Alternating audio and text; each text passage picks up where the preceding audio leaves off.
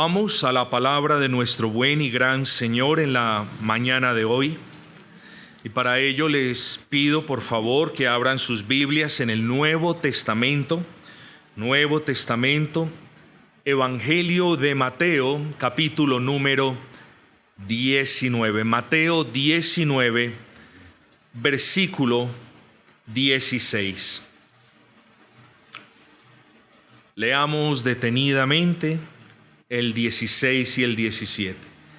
Entonces vino uno y le dijo: Maestro bueno, ¿qué bien haré para tener la vida eterna? Él le dijo: ¿por qué me llamas bueno? Ninguno hay bueno sino uno, Dios. Mas si quieres entrar en la vida, guarda los mandamientos. Vamos a leer otros versículos. Por ahora, estos dos nos servirán para comenzar a elaborar la idea.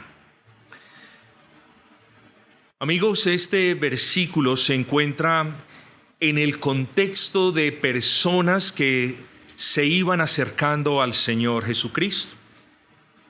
Recordemos, al principio de este capítulo vemos a los fariseos y vemos a otro grupo de personas acercándose a Cristo, pero con un fin. Tenían algo en su corazón: tentarle, provocarlo a que dijese algo. Después de esto, varios niños querían acercarse al Señor Jesucristo, y ustedes ya conocen bien ese pasaje. Y ahora un hombre se acerca a Cristo. Voy a hacer un breve paréntesis solamente para decir lo que apenas es obvio. La mayoría de personas se acerca a Cristo. Algunos para confiar en Él, otros por interés a Él, es decir, por qué Cristo le va a dar. Otros se acercan por curiosidad, ¿no es así? Y otros se acercan para escupir su nombre, para rechazarlo, para blasfemarlo. Pero si usted se pone a pensar, la mayoría de personas se acerca a Cristo. ¿De qué manera nos estamos acercando a Cristo? Bueno, es un asunto, espero que el Señor nos lo muestre a lo largo de este mensaje. Pero ahora tenemos un hombre cuyo carácter es bueno ponerlo a la luz de los evangelios sinópticos. Aquí sencillamente se nos dice que vino alguien y dijo: Maestro bueno. Luego sabemos que es un joven en el versículo 20. El joven le dijo. ¿Qué tan joven era? Ninguno de nosotros lo puede determinar. No sabemos mucho en realidad de este hombre, pero el pasaje de Lucas, esa es la lámpara que ahora usamos para alumbrar este pasaje. El Evangelio de Lucas nos dice que era un hombre principal. Muy probablemente era un hombre que ocupaba un cargo gubernamental. De repente un hombre que era un magistrado civil, quizás un gobernante. Eso no lo sabemos. Lo que sí sabemos es que era una persona rica y considerada importante entre los judíos. Pero además de lo evidente, yo creo que usted puede derivar otra enseñanza de lo que lee sin necesidad de que yo la señale. Y era que este hombre era una persona religiosa. Eso lo podemos ver. Era una persona religiosa. Era una persona que muy probablemente traía al templo sus ofrendas. Ciertamente era una persona religiosa, estaba empapado de los 10 mandamientos de la ley moral del Señor. Era una persona que hasta cierto punto, escuchen bien esto, y hasta cierta medida tenía una limpia conciencia de que guardaba los mandamientos de la ley del Señor. Pero era una persona que sabía de lo que estaba hablando. Era una persona que se esforzaba por cumplir los mandamientos de la ley del Señor. En este momento nos preguntamos, pastor, ¿es malo que alguien se esfuerce por cumplir los mandamientos de la ley del Señor? Oh, por supuesto que no. Lo que pasa es que aquí es donde tenemos que saber diferenciar entre un cumplimiento evangélico de la ley del Señor, que solamente puede ser rendido por los creyentes, o un cumplimiento legalista de la ley del Señor, que es algo diametralmente opuesto, en esencia diferente a la obediencia evangélica. Este hombre, mis amados hermanos, estaba inquieto. Ahorita vamos a hablar de esa inquietud, pero este hombre conocía los mandamientos de Dios y de alguna manera, ustedes lo ven más adelante, cuando él dice, todo esto lo he guardado desde mi juventud. Usted puede ver que muy probablemente fue un niño que fue levantado con el temor al Señor, un niño que se sabía los 10 mandamientos, fue un niño que tuvo discernimiento, fue un niño de repente que más adelante tuvo temor del Señor, un temor bien inculcado por sus padres, pero luego entonces ustedes conocen lo que ha de suceder. Regresemos a este punto. Todo parecía indicar, según el texto, que este varón tenía cierto tipo de inquietud. Y yo quiero que ustedes se fijen en eso, mis amados. Cuando yo estoy seguro de algo, es muy improbable que yo le pregunte algo a alguien. No obstante, en ocasiones estamos seguros de algo y preguntamos para verificar. Hermano, yo sí moví este botón. Sí, pastor, usted sí lo hizo. Hermano, yo mandé el mensaje. Sí, pastor, usted mandó el mensaje. Entonces, de alguna manera hay algo en nuestras mentes que nos dice, mejor verifica en caso de que no lo hayas hecho. ¿No es así? Eso nos pasa muy a menudo en diferentes partes, ¿cierto? Este varón sabía que guardaba los mandamientos, pero vuelvo y repito, que esto es importante en el sermón, tenía algo, hermanos, no estaba muy seguro de si su propia justicia le alcanzaba para ser acepto a Dios.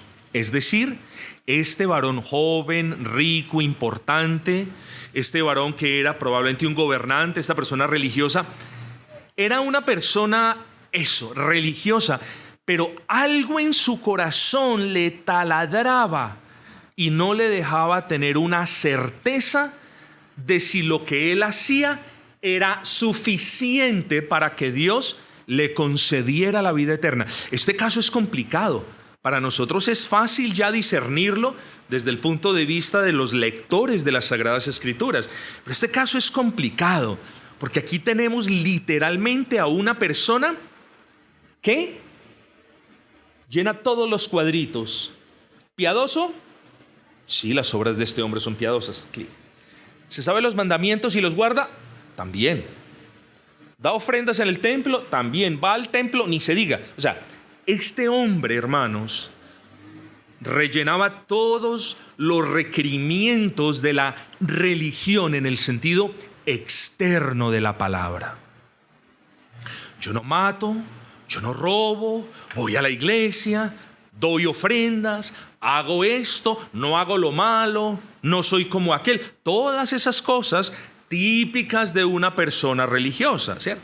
Pero vuelvo y repito, había algo en él, algo que le carcomía y en el que él probablemente se preguntaba, ¿será que todo lo que yo estoy haciendo sí es suficiente para ser aceptado por Dios? O en palabras del texto, ¿será que todo lo que estoy haciendo sí es suficiente para yo entrar a la vida eterna? En palabras nuestras, algo así como, creo que mi justicia es suficiente. Lo más probable es que lo sea, pero de repente puede que tenga que hacer algo más. Y si por si acaso, mejor me acerco a ese maestro. Creo que estoy bien, pero me voy a acercar a ese maestro. Así que este hombre no pregunta por ignorancia, como si no conociera los mandamientos de la ley de Dios, o como si no supiera observarlos de una manera agradable a Dios. No, mis amigos, él lo sabía. Este hombre estaba convencido entonces de que lo que él hacía era bueno, pero algo en él, vuelvo, insisto, algo en él le estaba inquietando.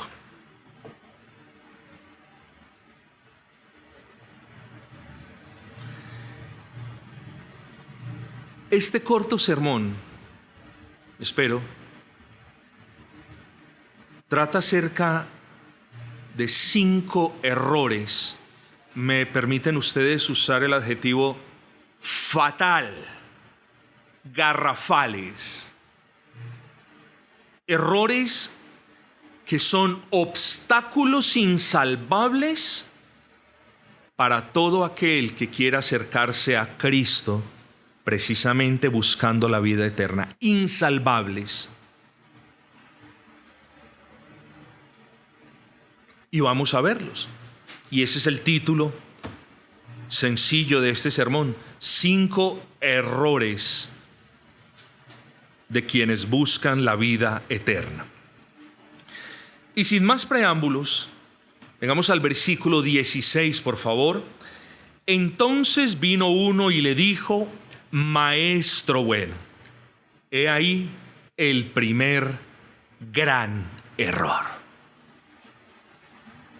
Es cierto que el Señor era considerado como un rabí, eso es verdad. Es cierto que el Señor era considerado como un maestro, podemos decir que eso también es verdad. Pero este hombre se aproxima al Hijo de Dios, no reconociéndolo como quien Él es. Para este hombre el Señor Jesucristo era solo un maestro bueno. Al llamar a Jesús maestro bueno, el joven expresa una visión simple y humana de Cristo. De hecho, muchos de los judíos en la actualidad no niegan que Cristo sí existió y que Él fue un maestro bueno. Pero el maestro bueno no salva. Cristo no salva a quien lo reconoce como un maestro bueno.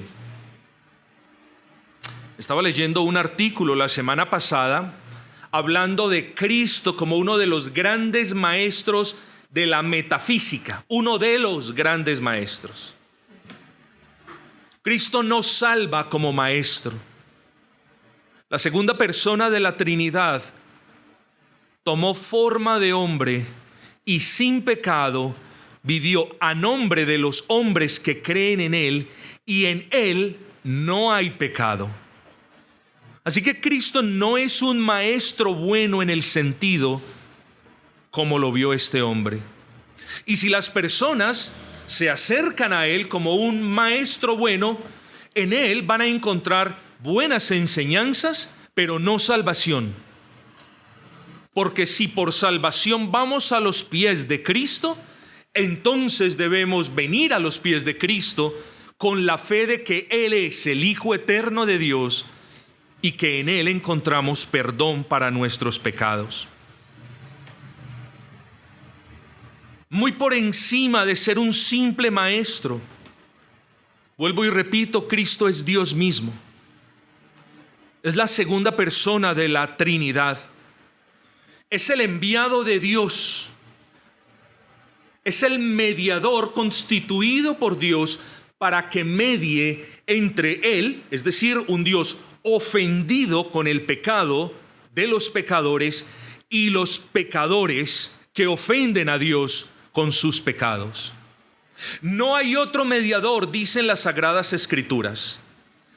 No hay otro mediador entre Dios y los hombres, salvo Jesucristo hombre. Así que no lo pueden ver como a un buen maestro. Él es la segunda persona de la Trinidad encarnada. Él es el encargado, el comisionado por Dios para vivir y morir a favor de quienes creen en Él. Ojo con esto. Cristo es el Hijo Eterno, el comisionado, el encargado, el designado por el Altísimo para vivir y morir de una manera que pueda propiciar la justificación de los que creen en Él. ¿Por qué para vivir a favor de los que creen en Él? Es muy sencillo. Porque nosotros, siendo descendencia de Adán, estamos con la ley como pacto de obras. Esto es muy importante. Todo aquel que no ha creído en el Señor Jesucristo para salvación, aún está con la ley como pacto de obras. Es decir, el que no ha puesto su confianza en el Señor está condenado a un pacto imposible de cumplir por él, y no obstante se empeña en cumplirlo. Ese pacto no da vida. Pese a que el pacto dice, haz esto y vivirás, ese pacto no fue diseñado para que el hombre tuviera vida. Porque cuando el hombre cayó en pecado, fue imposible para el hombre obedecer a Dios perfectamente. Entonces, el designado de Dios, Cristo Jesús, debía descender a este mundo, ser concebido sin pecado, nacer sin pecado, crecer sin pecado y vivir en perfecta obediencia a la ley de Dios. ¿Para qué? Para que todos los beneficios que Cristo logró en esa perfecta obediencia luego fueran imputados por medio de la fe a la persona que cree. Pero no solamente a vivir a favor de los que creen. Cristo no es un maestro que se dedicó a enseñar. Y yo creo que ustedes pueden ver el gran problema de esta persona. Es como si se hubiese acercado a un profesor de matemáticas en una universidad, y simplemente por el hecho de acercarse, las matemáticas que él nunca comprendía se fuesen así como por ósmosis, fuesen permeando en su corazón. Bueno, no. Si nosotros no tenemos luz para comprender algo, por mucho que nos acerquemos al que la tiene, no la podremos tener a menos que sea Dios mismo el que la propicie. Bueno, este hombre necesitaba a ese Cristo que también muriera por él. Ya hablamos de la necesidad de que Cristo viviese a favor de él. Ahora tenemos que hablar de la necesidad que tenía este hombre de que Cristo muriese por él. ¿Por qué morir? Bueno, es muy sencillo. Yo creo que en la conciencia de todos los que no han abrazado a Cristo está claro. Porque si hay algo claro en la conciencia de las personas que aún viven abrazando la ley como pacto de obras, o creyendo que por medio de la obediencia a los mandamientos, como este hombre, iba a ganar el favor de Dios, es esto: la ley testifica de que son pecadores. Por eso nosotros decimos, o mejor la palabra dice, de que uno de los propósitos de la ley es mostrarnos la necesidad de Cristo. La ley es el ayo, el tutor que nos conduce a ver nuestra necesidad de Cristo. Bueno, mis amados, entonces Cristo no es un simple maestro. Ya lo hemos dicho. Amigo mío, si usted ha de acercarse a Cristo, lo ha de hacer de acuerdo con su dignidad. Y yo voy a decir algunas cosas que de repente son fuertes. Le pido al Señor que no vaya a constituir esto una piedra de tropiezo para usted, pero lo quiero poner de una manera cruda y fría. Él no es Diosito como le llaman muchos. Cristo es Dios hecho hombre. Cristo no es Chuchito. Cristo es Jesús el Salvador. Cristo no salva también. Es el único que salva. Cristo no es mediador junto con otra persona. Cristo es el único mediador. Cristo no intercede junto con otra persona. Cristo es el único intercesor. Cristo no es un rey. Cristo es el Rey de reyes y el Señor de señores. Y si tú te has de acercar a Cristo para salvación, entonces no cometas ese error de acercarte a Él como un buen maestro. Repito, si te acercas a Él como buen maestro, encontrarás buenas enseñanzas, pero no la salvación. Si quieres salvación, entonces acércate como un pecador, arrepentido de tus pecados, que le reconoce por lo que Él es: Cristo, Rey, Señor y suficiente Salvador. Muchos han caído en los lazos del diablo, ya vamos a ver, pensando que Jesús mismo está negando su divinidad. ¿Por qué decimos eso? Por lo que dice el Señor. ¿Por qué me llamas bueno? Dice, ninguno hay bueno sino uno, Dios. Entonces los indoctos, lo digo con respeto, quienes ignoran la palabra del Señor, es decir, a quienes aún el sol de justicia no les ha alumbrado, dicen, ¿sí vieron? Ahí está. Cristo nunca dijo. Y nosotros, hermanos, abro un paréntesis, nosotros debemos aprender a razonar. Nosotros tenemos que aprender a usar la mente, lo que Dios nos ha dado. Tenemos que aprender a razonar, a sopesar lo que nos dicen, y tenemos que pedirle al Señor que nos conceda cierta agilidad para poder responder de una manera que honre a Dios. Ya les digo por qué. Porque cuando las personas dicen, ¿sí vio? Ahí está. El Señor Jesucristo dijo que solamente bueno es uno, Dios, lo cual me lleva a pensar que Él no fue Dios, ¿sí bien? Bueno, mis amados, lo primero que se debería venir a la mente de cualquiera es que si Cristo no es Dios, y lo estoy hablando muy por encima, Él no hubiese permitido que Tomás se hubiese postrado y hubiese dicho, Señor mío y Dios mío. Solamente para comenzar. Pero si queremos regresar, hermanos, y refutar a alguien usando este texto, esto es muy sencillo.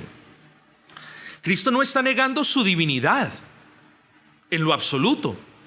Lo que el Señor Jesucristo hizo fue hacerle caer en la cuenta a este hombre rico que el concepto de bueno, de bondad que el hombre rico manejaba era un concepto muy carnal y humano. Es decir, tenía un estándar muy bajo. Eso era todo lo que tenía en mente el Señor. Es decir, para este hombre, para este joven dirigente, para este magistrado probablemente, bueno era todo aquel que no hacía lo malo. Bueno era todo aquel que se esforzaba por obedecer a Dios. Ese era el concepto de bueno, ¿cierto? Pero el Señor le corrige y lo llama a replantear el asunto. ¿Por qué me llamas bueno? Ninguno hay bueno sino Dios. Es decir, si piensas que yo soy un maestro, eso me hace humano, y entre los humanos no hay nadie bueno. Vuelvo y le repito el razonamiento. Si tú piensas que yo soy un mero maestro, eso me hace un humano. Y la palabra de Dios dice que entre todos los seres humanos no hay ni uno bueno. Esa es la explicación. Es decir, si tú te acercas a mí como te estás acercando pensando que yo soy un maestro, bueno, solamente hay uno, es Dios. Ve y búscalo. Espero que me hayan comprendido. Entonces reconocía este hombre a nuestro Señor como Dios encarnado, como el Mesías? Evidentemente no. Ese es el primero de muchos errores que cometió este hombre. Y espero que por la gracia de Dios usted no lo cometa. Segundo error. Versículo 16, pongamos nuestros ojos allí, dice: entonces vino uno y le dijo, maestro bueno. Ese ya fue el primer error, maestro bueno. Dice, ¿qué bien haré para tener la vida eterna? ¿Sí notó el segundo? ¿Qué bien haré? O sea, este hombre creía que podía hacer algo él como ser humano para ganar la vida eterna. Algo puedo hacer yo para ganar la vida eterna. Esta es una postura profundamente legalista en la que tal persona creía que la salvación podía ser obtenida por medio de algo que él hiciera. Lo que muchas personas, ¿cierto?, no entienden al respecto de este asunto es lo siguiente. Primero, estamos en el segundo grave error, pero vamos a desglosar algunos puntos en este segundo subencabezado. Primero, la palabra deja claro que la salvación no es por obras de obediencia a la ley. Eso debe quedar claro. Segundo, la palabra de Dios nos enseña que el hombre caído no puede obedecer la ley para vida. Recuerden que la historia de la humanidad se partió en dos. Antes del pecado, con un Adán que tenía la ley como pacto de obras, pero que sí la podía cumplir porque no había caído en pecado. Y la segunda parte de la humanidad es un Adán y su descendencia con la ley como pacto de obras, pero que ya no podía cumplir porque había caído en pecado. Luego, después del pecado, toda la descendencia de Adán, y eso nos incluye a nosotros, a nuestros hijos y también a los hijos de nuestros hijos, por esa mera razón de que venimos de un hombre que introdujo el pecado a toda la raza humana, por esa mera razón ya estamos inhabilitados para cumplir la ley del Señor con el propósito de ganar vida.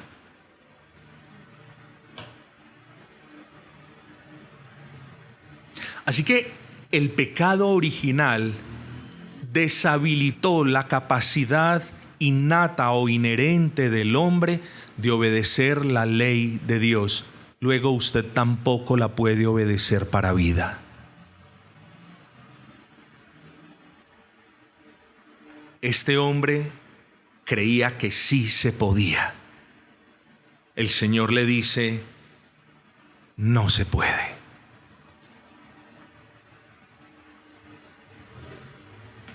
Segundo punto que estamos considerando dentro de este segundo error.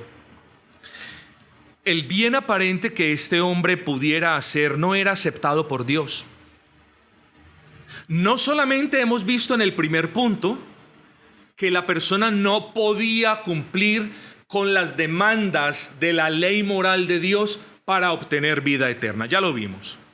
El pecado destruyó al hombre y destruyó también la capacidad de obedecerlo a Dios. Pero luego, hermanos, tenemos el asunto de entonces el hombre no puede hacer cosas nobles y dignas. Oh, claro que sí. Lo que el hombre no puede hacer es tomar esas cosas nobles, buenas y dignas. Lo que el hombre no puede hacer es decir, hoy obedecí 5 mandamientos de la ley de Dios. Quebré solamente 5, pero obedecí 5. Eso no lo puede hacer el hombre. Lo que el hombre no puede hacer es decir, a partir de hoy voy a obedecer todos los mandamientos de la ley del Señor a cabalidad, sin tacha alguna. ¿Saben por qué no lo puede decir? Primero, porque no lo puede hacer. Y segundo, porque ya pasó, transcurrió un tiempo antes de ese momento donde ya cometió los pecados suficientes para ser condenado. Pero hay otro asunto. Suponga, esto es un caso hipotético, suponga que el hombre cumple o se esfuerza por cumplir la ley del Señor. El hombre cree que es un buen vecino, el hombre va al supermercado y no roba, y esas cosas comienzan a afectar al hombre, porque dicen, ven, yo sí hago lo bueno. Y lo comienzan a afectar, pero para engañarlo, porque la mayoría de los seres humanos creen que no matar, que no robar, que no adulterar, que no desear lo que tiene el prójimo, etcétera, etcétera. La mayoría de personas creen que ya por no hacer eso, creen que ya merecen la vida eterna. Y eso le pasó a este hombre, eso precisamente. ¿Hacia dónde los quiero llevar, hermanos y amigos? Hacia el engaño de la justicia propia. El pecado del hombre permea las obras del hombre. Y sobraría que yo les recordara a ustedes el pasaje de Isaías, ¿cierto? Todas nuestras obras, nuestros actos de justicia no son más que trapos sucios. Así que, cuando el joven le dijo, ¿qué bien haré para tener la vida eterna? Ahí vemos su gravísimo y fatal error número 2. Entonces usted ya puede comprender cuál es la naturaleza, qué es lo que piensa una persona religiosa. Una persona religiosa tiene más en alto a muñecos y a estatuas en templos que al propio Cristo Jesús, creador del universo entero. Una persona justa en su propia opinión cree fielmente que puede hacer algo para heredar la vida eterna. Lamentablemente los errores siguen. Vamos a ver el tercer error. El tercer gran error de este hombre al acercarse a Cristo lo encontramos de igual manera en la segunda parte del versículo 16. Miren ustedes. Entonces vino uno y le dijo, Maestro bueno, ¿qué bien haré para tener la vida eterna? Hermanos, ¿qué podemos ver ahí? Yo les voy a decir al menos una cosa que todos podemos ver. Típico de los religiosos. Desean el cielo que no merecen y pretenden huir del infierno que sí merecen. Típico. Pregúntele a la persona. Claro que ese ejercicio jamás lo vamos a hacer. Preguntémosle a todos los habitantes del barrio. ¿Usted quiere ir al cielo o al infierno? No faltarán los dos ateos que le digan no hay cielo ni infierno. Dejemos eso como caso aparte. Pero estoy muy convencido de que la inmensa mayoría van a querer ir al cielo. Ninguno de ellos quiere ir al lugar de condenación. Y cuando de repente le preguntamos a las personas que quieren ir al cielo, ¿por qué quieren ir al cielo? No van a saber por qué quieren ir al cielo. No van a saber que allí está Cristo, no van a saber que hemos de adorarle, no van a saber que hemos de servirle de día y de noche, no van a saber. Como dijo alguien, las personas que sin creer en Cristo quieren ir al cielo son personas que se van a aburrir en el cielo. Pero mis amados, no podemos ir al cielo, no podemos, ninguno de nosotros puede tener acceso a la vida eterna sin antes reconocer el infierno que merecemos.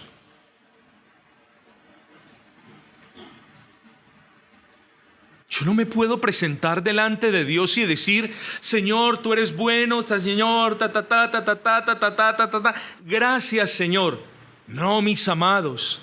El que viene a los pies de Cristo para salvación no solamente viene abrazando a Cristo en la plenitud de su persona, sino que viene reconociendo el castigo que Él merece. Es parte de la obra de Dios en el corazón recién regenerado, reconocer el castigo que Él merece. Pobres los que desean el cielo sin haber visto la miseria de sus pecados. Pobres los que desean el descanso eterno sin haberse arrepentido de sus pecados. Pobres los que anhelan la vida eterna sin haber saldado la cuenta que la justicia de Dios demanda por sus pecados. Amigo, yo le hago una pregunta: ¿ya saldó las cuentas con el Altísimo? Haga la cuenta de su pecado. No le estoy pidiendo que se acuerde de los pecados de los que no se acuerda. Acuérdese de los pecados que lleva cometiendo desde que tiene memoria. Por cada uno de esos pecados es digno merecedor de la ira de Dios. Ahora comience a sumar día tras día, mes tras mes, año tras año. Y a eso colóquele luego un más y colóquele infinito, porque todavía le quedan años por vivir y pecado por cometer. ¿Cuánto le dio la cuenta? ¿Cuánto le dio la cuenta? ¿Qué dice Dios que sus pecados merecen? Bueno, mis amados,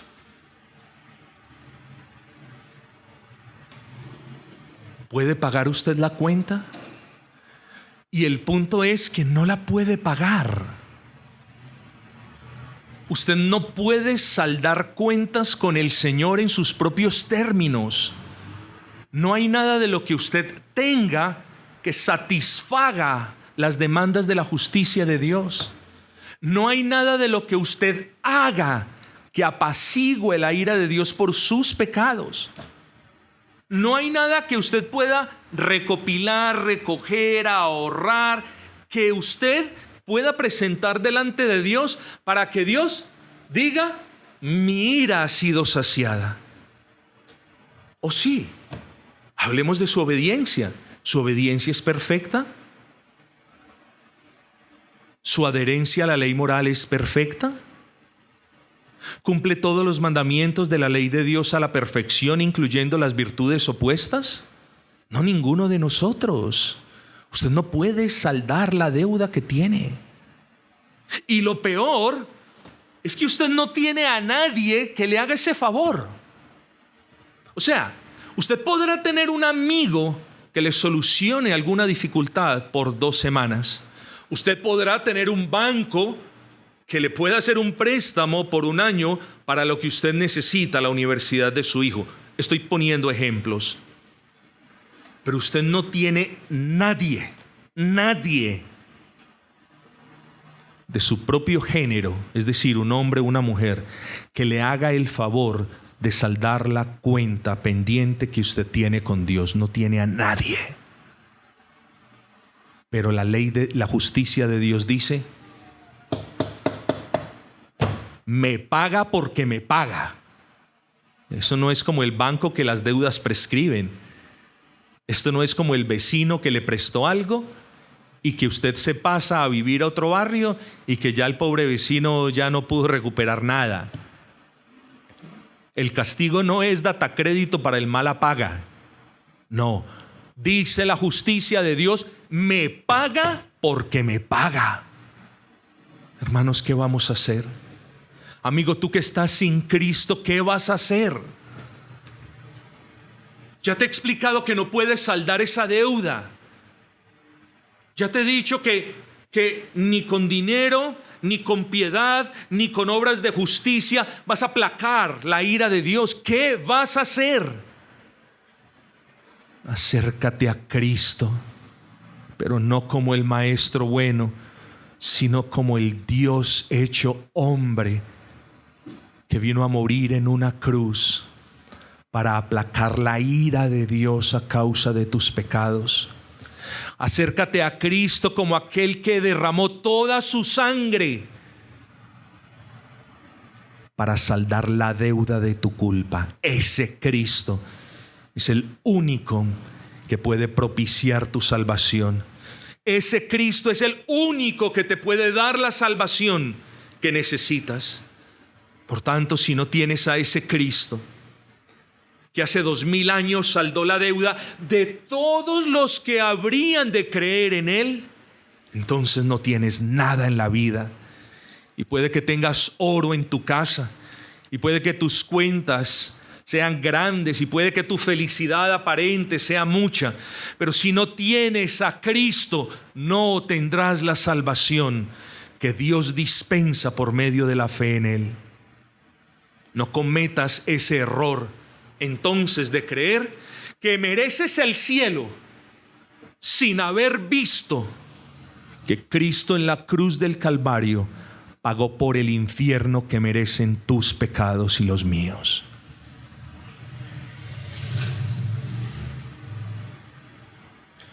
Así que les repito, si la cuenta que la justicia de Dios demanda por sus pecados no es saldada aquí en la tierra, a este lado de la eternidad, hágase un favor, porque yo no quiero que usted siga engañado.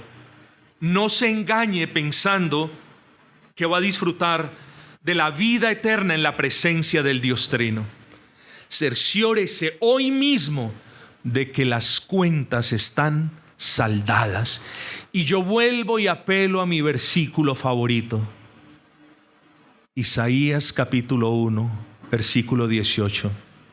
Venid pues y estemos a cuenta, pero estemos a cuenta por medio de mi Hijo.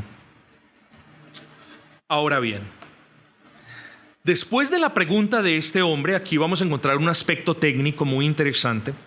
Después de la pregunta de este hombre, el Señor le responde: ¿por qué me llamas bueno? Ya lo vimos, ninguno hay bueno, sino uno, Dios. Mas si quieres entrar en la vida, préstele atención a esto, guarda los mandamientos. Versículo 18. ¿Cuáles?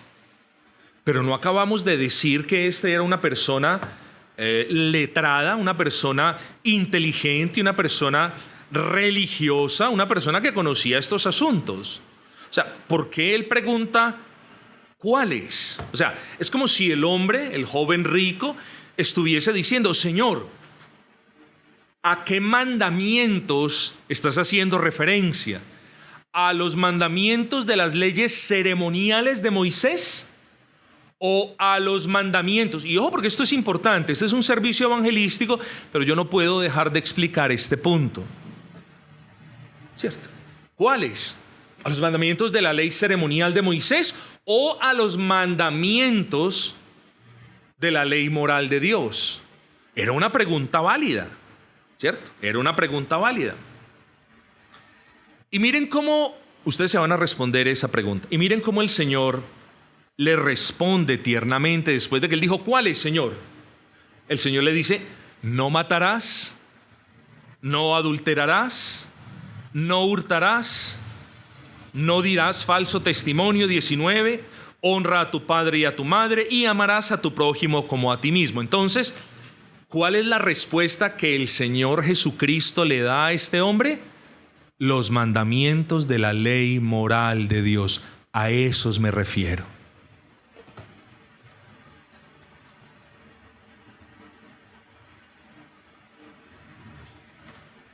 Esos mandamientos tienen muchas funciones, hermosas funciones, pero una de esas funciones es decirle al hombre que no ha abrazado a Cristo: has pecado. Eres culpable de transgredir toda la ley. Estás en enemistad con Dios. Estás bajo juicio de Dios. Estás bajo condenación. Cuando yo pienso en este pasaje, yo creo que este hombre hacía un esfuerzo por repetirse: Señor, yo guardo los mandamientos, Señor, yo hago esto. Y de tanto esfuerzo que hacía, este hombre llegó a un momento donde ya se creía de alguna manera merecedor del reino eterno. No obstante, la ley seguía punzando la conciencia del hombre, porque esa es su labor. Y la ley le decía: estás bajo condenación. Yo me imagino a este hombre: pero Señor, si yo guardo los mandamientos, pero ¿por qué no siento la certeza de mi salvación? Porque la ley le decía: no me estás guardando de una manera perfecta. Y ese es el cuarto error, mis amados. El cuarto error de este hombre al acercarse al Señor Jesucristo lo podemos hallar en el versículo 20. Dice: el joven le dijo: todo esto lo he guardado desde mi juventud. Todo, es decir, he guardado toda la ley moral del Señor desde mi juventud. Si eso hubiese sido estrictamente cierto, ¿hubiese sido válido? No, porque incluso antes de la juventud, cuando no la guardaba, ya había pecado, y esos pecados ya le hacían merecedor de la condenación. Pero el hombre dijo, engañado, claro, dijo: todo esto lo he guardado desde mi juventud. Y la siguiente es la razón por la que yo digo: él tenía algo en su corazón. Dice: ¿qué más me falta? Él sabía que le hacía falta algo. Ponle pues cuidado.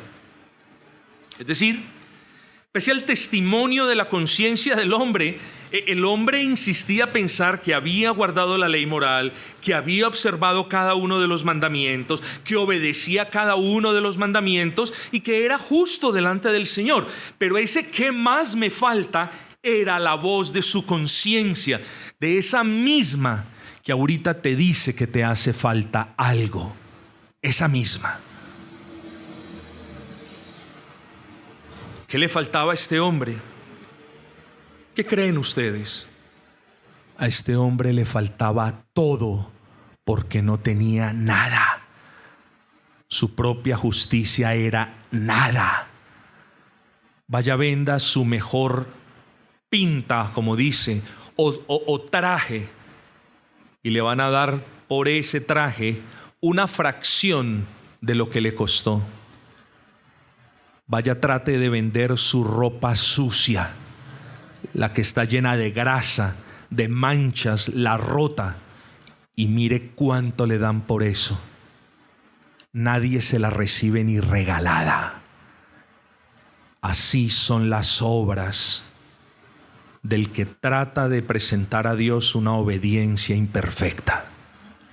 Son como trapos sucios de inmundicia, no vale nada. Así que a este pecador le faltaba todo, porque no tenía nada. Pero ¿cuál es el cuarto error? No lo hemos definido. El cuarto grave error de este hombre fue no haberse examinado detenidamente a la luz de cada mandamiento. Así pues, vamos a mirar lo que Cristo le menciona. Así pues, cuando Cristo le dice: no matarás, el hombre, me imagino, sexto mandamiento, lo cumplo. Muy bien. No adulterarás, séptimo mandamiento, lo cumplo. No dirás falso testimonio, noveno mandamiento, lo cumplo. Muy bien. Honra a tu padre y a tu madre, quinto mandamiento, lo cumplo. Muy bien. Y ojo, y viene el resumen de la segunda tabla de la ley moral de Dios: amarás a tu prójimo como a ti mismo. Quinto mandamiento: honro a padre y a madre. Sexto mandamiento: no mato. Séptimo mandamiento: no adultero. Octavo mandamiento, noveno mandamiento, décimo mandamiento. Sí, Señor, todo eso lo he cumplido desde mi juventud. El pecador quizás asintió en su corazón: ay, este maestro bueno por fin me va a decir que ya tengo la vida eterna. Él va a apaciguar mi conciencia. Bendito oficio de la ley del Señor.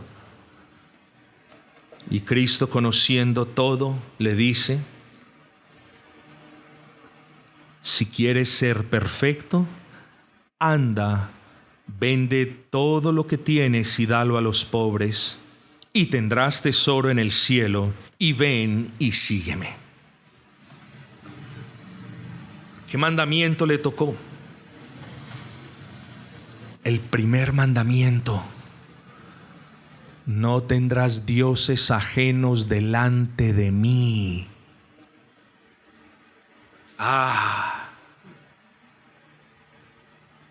Quería heredar la vida eterna, pero quería heredar la vida eterna adorando a un Dios con D minúscula mientras vivía aquí en la tierra. Su amor y su deseo y su aparente anhelo de ser salvado y de heredar la vida eterna era grande. No lo vamos a negar. Aquí vemos insistencia, vemos algún deseo, lo que sea. Pero ¿saben qué era más grande? Su amor por el dinero, su amor por las pertenencias, su amor por lo pasajero, su amor por lo que habría de perecer, su amor por un Dios que nos salva. Eso era más grande que el deseo que tenía este hombre verdaderamente de ser salvo. ¿Y por qué lo deducimos? Porque en vez de caer postrado a los pies de Cristo, el hombre con una tristeza carnal se marcha, le da la espalda, porque él amaba las riquezas, porque él tenía un Dios llamado dinero. Oh, mis amados,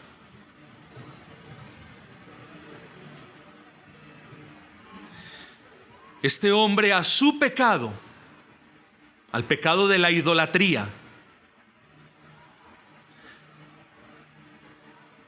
no solo le añadió un pecado, amarlo, sino que a esa pila de pecados le añadió otro más grande. ¿Cuál sería? Versículo 22. Oyendo el joven esta palabra, se fue triste. Este hombre se apartó del único en quien sus pecados podían ser perdonados. El Señor lo redarguyó. El Señor le hizo el favor de que mirara su condenación. El Señor con palabras sabias le dijo: no tienes vida eterna. Y en vez de pedir la vida eterna, se fue triste en la carne, le dio la espalda y siguió su camino.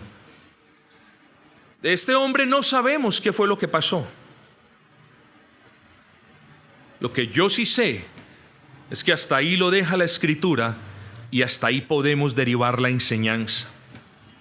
De hecho, el apóstol Pablo dice en 2 de Corintios 7:10, dice que la tristeza del mundo produce muerte, pero que la tristeza que es según Dios produce arrepentimiento para vida.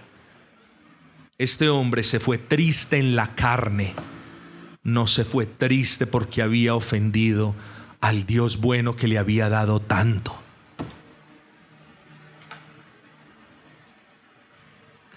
Este hombre se acercó a Cristo perdido, fue bendecido por las enseñanzas de Cristo, obtuvo muy buenas lecciones de Cristo, pero se fue perdido.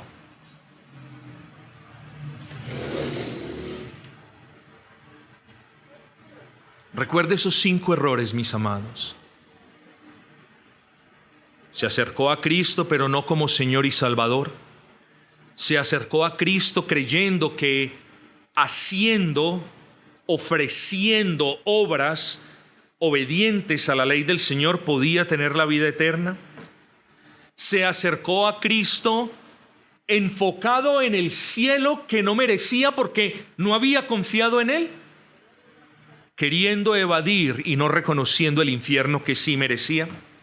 Se acercó a Cristo creyendo que todos los mandamientos los cumplía, y cuando fue redarguido por el Señor, se apartó de Cristo. 5 errores insalvables que le impiden a las personas obtener esa salvación gratuita en la persona de Cristo. La salvación es gratuita, pero Satanás va a tratar de hacer todo lo que esté a su alcance para que usted no considere a Cristo como el Dios que es. Y también va a quedar enredado, va a querer enredarlo con esas filosofías religiosas de que sí, la gracia, claro que la gracia, no negamos la gracia, pero ¿dónde quedan las obras? Las obras tienen que estar ahí, porque por las obras seréis justificados, dicen los falsos maestros. Que no se nos olvide, mis amados, que si queremos salvación y vida eterna, debemos poner nuestra mirada en Cristo, pero debemos ser humildes reconociendo que antes del perdón realmente merecemos el infierno. Y cuando nos acerquemos a Cristo, acerquémonos con la fe de que en la cruz del Calvario, Cristo saldó la cuenta del infierno que merecíamos para darnos por gracia el cielo que no merecemos. Cuando Cristo te redarguya, cuando su Espíritu Santo te muestre el pecado, no le des la espalda. Da gracias a Dios que te lo ha mostrado, porque si Dios te muestra un pecado, es para que te arrepientas de ese pecado, para que lo busques y pidas perdón en el nombre de su Hijo, porque el nombre de su Hijo es el único nombre que Dios nos ha dado a todos los hombres en el que podemos ser salvos, es decir, en el que Él perdona sus pecados. Quiera el Señor pues bendecirnos a todos los aquí presentes, bendecir con la gracia de salvación, hoy, mañana o después, no lo sabemos, pero quiera el Señor que esta palabra haya caído en buenos corazones preparados de antemano por su gracia.